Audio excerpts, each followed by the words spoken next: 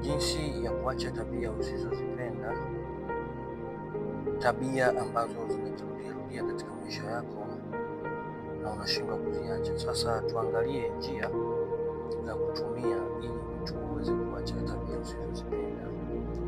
Jambo la kwanza, tunaangalia kubali kwanza hicho unachokifanya kwamba hakiko sawa na hakiko sahihi kukifanya. Unatakiwa ujue na ugundue na uamini kwamba hicho unachokifanya hakiko sawa, sio kitu kizuri. Hapo ndio unaweza kuruhusu mwili wako, akili yako, ufahamu wako ukaachilia hiyo tabia. Jambo la pili, kuamini kwamba ili tatizo ni la kila mtu.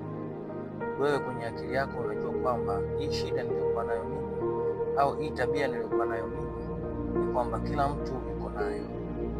Hapana. Chukulia hiyo tabia ni ya kwako wewe peke yako. Ndipo hapo itakapokuwa rahisi wewe kuiacha hiyo tabia. Kitu cha tatu, epuka mazingira yanayochochea hiyo tabia kuinuka au kuipalilia. Ukiona mazingira yanakuvuta kurudi kwenye hiyo tabia, basi epuka hayo mazingira ili iwe rahisi wewe kuachana na hiyo tabia ambayo tayari inakukera na unashindwa kuiacha. Nafikiri utaweza kufanikiwa kwa namna ya kuepuka mazingira.